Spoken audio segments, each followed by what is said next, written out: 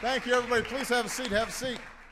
Well, good afternoon, everybody, and welcome to the White House Science Fair, one of my favorite events during the course of the year.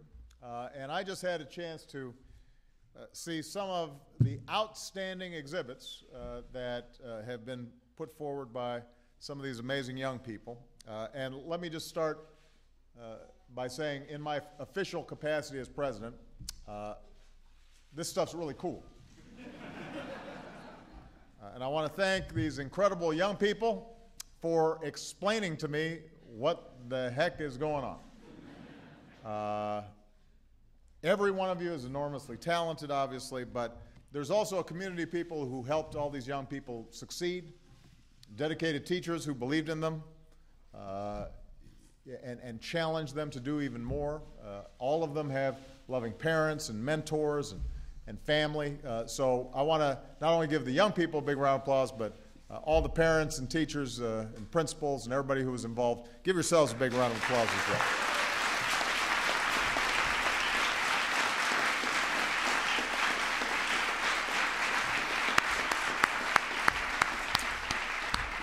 Of course, primarily we're here to celebrate these young scientists and visionaries who dream and create and innovate, who ask the question, why not? Why not try something better, something that's faster, something that helps more people? And that drive, that refusal to give up, that focus on the future is part of what makes America great, and all of you are participants in this long line of inventors and creators that have made this the most dynamic economy and the most dynamic country on earth. And that's one of the things that I've been focused on as president, is how do we create an all-hands-on-deck approach to science, technology, engineering, and math. And I'm happy to have so many key members of my science team who are here today, including my chief science advisor, John Holdren, who's here. There's John. NIH Director Francis Collins. There's Francis right there, the tall guy. We've got Acting Director of the National Science Foundation, Cora Merritt, who is here. There's Cora. And we've got real-life astronaut and NASA Administrator Charles Bolden. Where's Charlie? There he is right there. So we need to make this a priority, to train an army of new teachers in these subject areas, and to make sure that all of us as a country are lifting up these subjects for the respect that they deserve. And one of the things I'm concerned about is that as a culture, we're great consumers of technology, but we're not always properly respecting the people who are in the labs and behind the scenes creating this stuff that we now take for granted. And we've got to give the millions of Americans who work in science and technology not only the kind of respect they deserve, but also new ways to engage young people. So today I'm proud to announce a new AmeriCorps program that are going to, that's our community service director, so she is a little bit biased, but I like that in her. She's got that kind of get up and go. A new AmeriCorps program that's going to connect more professional scientists and engineers to young students who might follow in their footsteps. And other people are stepping up too. Some of America's biggest tech companies are encouraging their workers to mentor young students. You've got media organizations that are working with athletes like outstanding wide receiver Victor Cruz from the New York Giants, who's here to highlight how critical math and science are to sports. And by the way, since Victor's here, I don't know, did you see the exhibit about the whole cooling shoulder pads and helmet that these young guys did? And they had a whole slogan that said, you can succeed in athletics and science. They were very impressive. Had the little Gatorade coming in, so you didn't have to like reach for your Gatorade. You could just, it would automatically transmit itself into your helmet. It could work. We've got nonprofits that are helping to organize 1,000 summer learning events this year. They all realize how important science, technology, engineering, and math are to the future. So we are doing this together. And after all, the science fair projects of today could become the products and businesses of tomorrow. 3 students, Evan Jackson, Alec Jackson, and Caleb Robinson, those are the folks that I talked about. They're from Flippin Elementary School. Keep in mind, they're in 3rd, 4th grade, and they've already got this idea for cool pads so that Victor doesn't get overheated when he's out on the field. But think about that. You know, if you're inventing stuff in the 3rd grade, what are you going to do by the time you get to college? You know, we just had the University of Alabama's national championship football team here last week, and I know they're interested in this idea because it gets really hot down in Alabama. A lot of these students are working on the next generation of medical research. So listen to this story. When pancreatic cancer took the life of Jack Andraka's close family friend, it inspired Jack to look for new ways to improve detection. So Jack requested space from research labs to pursue his work nearly 200 times. 200 times he asked, 200 times he was turned down. Finally, with the help of some folks at Johns Hopkins, he got the research facilities that he needed, developed a pancreatic cancer test that is faster, cheaper, and more sensitive than the test that came before it, which is not bad for a guy who is just barely old enough to drive. So where's Jack? There he is. Jack, stand up, because that's pretty spectacular stuff.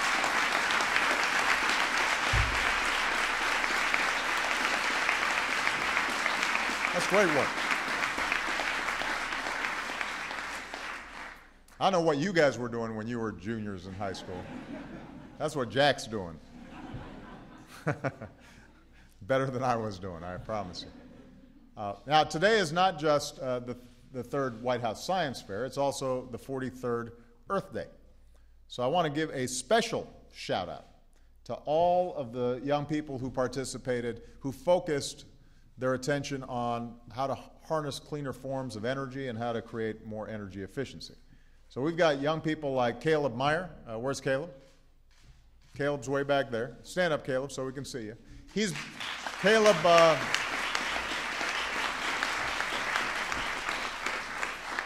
Caleb built a wind turbine that's small and fast enough to be installed on your roof or in your front yard. We've got John Kubricki and Bridget Zarek, who together with their classmates designed an inexpensive press that can recycle garbage like banana peels into briquettes as an alternative to using wood for fuel. They're in 8th grade. I don't know what you were doing in 8th grade. That's what they're doing, which could potentially help to reduce carbon emissions, save trees and deforestation, and reduce the amount of smoke inhalation that has an impact on people. We've got Sarah Voles, who's breeding new types of algae. Where's Sarah? There's Sarah.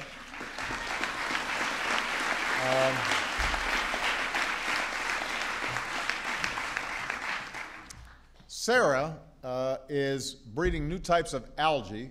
She stores this in a lab in her bedroom. So Sarah, you have very supportive parents. One reporter asked her, exactly what is growing under your bed that's going to save the planet? And Sarah's answer was algae that can produce more oil for cheaper biofuels. So, by the way, John Kubricki and Bridget Zarek, I didn't have them stand up. I want to acknowledge them. I saw them. Maybe they're still cleaning their hands off from, there. All right. So I've got to say, young people like these, every one of them have these kinds of incredible innovations. Some of them are already fully operational. Some of them are getting fine-tuned. But young people like these have to make you hopeful about the future of our country. And it's also a reminder for us, the adults, we've got to do our part. We've got to do everything we can to make sure that we are giving these young people opportunity to pursue their studies and discover new ways of doing things, and we've got to make sure that we're also leaving behind a world that is safer and cleaner and healthier than the one we found it. That's our obligation. And that's why over the last 4 years we've made historic investments in the clean energy future that we need. And today we import less oil than we have in 20 years. Thanks to new fuel economy standards, by the middle of the next decade, cars will go twice as far on a gallon of gas. We've doubled the amount of renewable energy that we're generating from sources like wind and solar, and, by the way, creating tens of thousands of good American jobs in the process. We're emitting less carbon pollution into the environment than we have in nearly 20 years, but we understand this is not enough. We've got to do better, and that's why we've got to pursue an all-of-the-above energy strategy that includes investing in more biofuels and more fuel-efficient vehicles and more solar power and more wind power and more people going back to work building cars and homes and businesses that are more energy efficient than the ones that we've got right now. That's why I've proposed new job-creating investments in science and innovation. And all these young people, as young as they are, they're all going to be going to college, and a lot of them are going to want to continue to pursue their research and pursue their dreams. And if there is not the research grant pipeline in place, many of them will not have the resources to invent and discover the things that will make us healthier and make us more energy efficient and improve the quality of our lives. So this is not the time to gut investments that keep our businesses on the cutting edge, that keep our economy humming, that improve the quality of our lives. This is the time to reach a level of research and development that we haven't seen since the height of the space race. That's what we should be doing. That's what we should be focused on.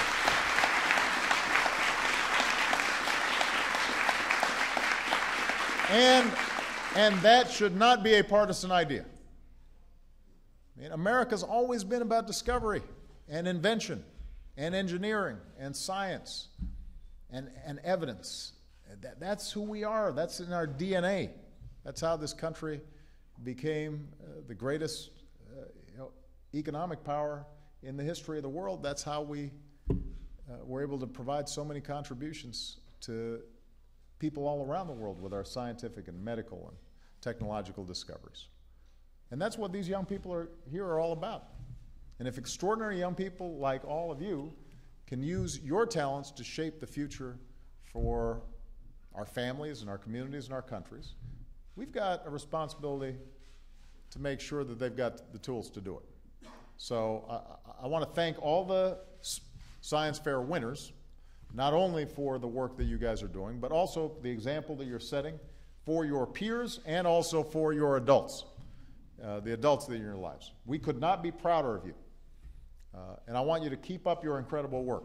And part of the reason that we're doing this here, we celebrate our great football players like Victor, and we celebrate outstanding musicians, and that's all appropriate. But we've got to make sure that we're also celebrating every single day in our schools, in our classrooms, and in our country the outstanding contributions that scientists and engineers and mathematicians and engineers are providing to us every single day. And we want you to know that you've got a whole country behind you as you pursue your dreams. And your success is going to be our success as well. All right? So way to go. Thank you. Appreciate it, everybody. Thank you very much.